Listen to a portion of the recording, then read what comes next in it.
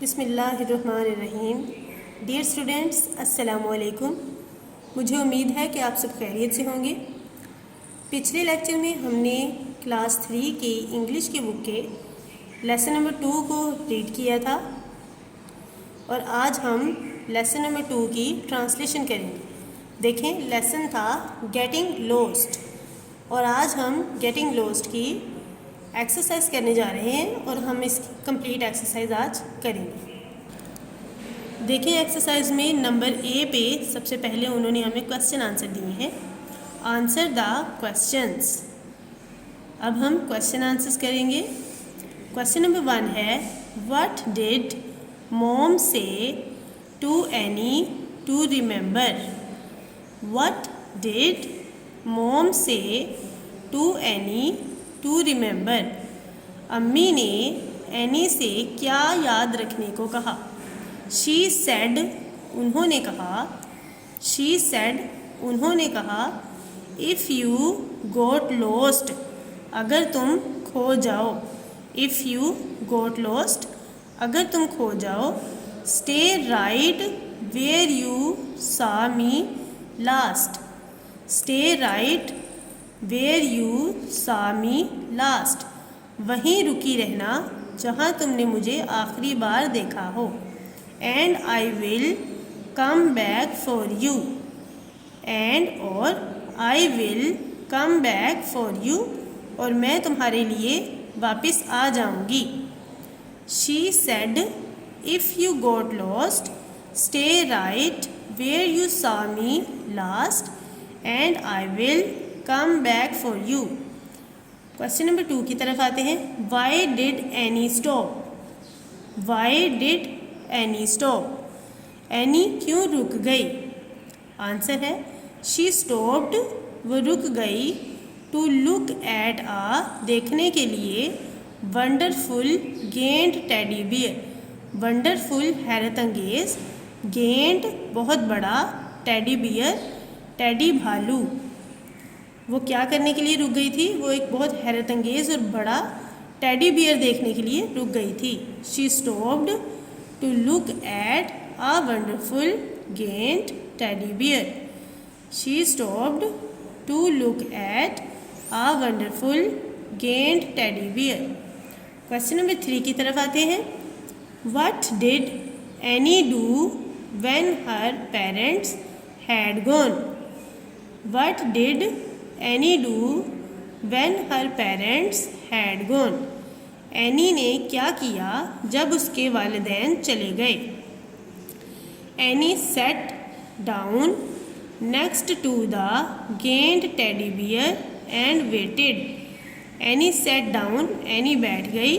Next to the giant teddy bear, बड़े teddy bear के करीब। एंड वेटेड, और इंतज़ार किया। Annie sat down next to the giant teddy bear and waited. Question number 4, what did Annie try to remember? What did Annie try to remember? Annie ने क्या याद करने की कोशिश की? आंसर है, what else had mom told her to do if she got lost? Any tried to remember. What else had mom told her to do if she got lost? अगर वो खो जाए तो अम्मी ने उसे मज़ीद क्या करने के लिए कहा था? Annie tried to remember, any ने याद करने की कोशिश की। क्वेश्चन नंबर 5 है, What did mom say to Annie when she was cross? What did mom say to Annie when she was cross? जब अम्मी गुस्सा होती तो वो एनी को क्या कहती? Mom said, I shall turn you into a goose if you ever scare me like that again. Mom said, अम्मी ने कहा, I shall turn you into a goose, मैं तुम्हें एक बत्तख बना दूँगी। If you ever scare me like that again, अगर तुमने मुझे दोबारा इस तरह परेशान किया।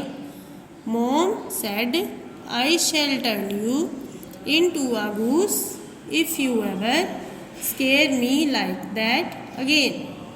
तो इस तरह से हमारे क्वेश्चन कंप्लीट होते हैं। और अब चलते हैं पार्ट ए से पार्ट बी की तरफ। देखिए पार्ट बी में उन्होंने कहा है translate the sentences into your national language. सबसे पहले तो हम देखते हैं कि नेशनल लैंग्वेज यानी कौमी ज़ुबान, हमारी कौमी ज़ुबान कौन सी है? क्या हमारी कौमी ज़ुबान पंजाबी है? क्योंकि हम घरों में और अक्सर औकात पंजाबी बोलते हैं, लेकिन नहीं, हम तो सूबा पंजाब में रहते हैं, इसीलिए पंजाबी बोली जाती है हमारे इर्द गिर्द। और जो लोग जिस जिस सूबे में रहते हैं, हर सूबे की अलग अलग अपनी ज़ुबान है। जैसे कोई सिंध में रहता है तो वो सिंधी ज़ुबान बोलता है, कोई बलूचिस्तान में रहता है तो वो बलोची कहलाता है। इसी तरह कोई खैबर पख्तूनख्वा में रहता है तो वो क्या बोलेगा? क्योंकि वहाँ ज़्यादातर पठान हैं तो वहाँ पर पख्तून जो हैं वो पठानी ज़ुबान बोलते हैं, पश्तो बोलते हैं जिसे हम कहते हैं। देखिए अब यहाँ पर भी बाज़ लोग, यहाँ पर पठान भी हैं, यहाँ पर पंजाबी भी हैं, यहाँ पर उर्दू बोलने वाले भी हैं। तो लेकिन हमारी एक कौमी ज़ुबान होती है जो हर सूबे में बोली जाती है, और हमारी कौमी ज़ुबान है उर्दू। उर्दू हमें हमारे स्कूल में पढ़ाई जाती है, हम इसे गलियों बाज़ारों में एक दूसरे से मुलाकात के दौरान भी बोलते हैं, और उर्दू है हमारी कौमी ज़ुबान, ये हमारी शनाख्त और पहचान है।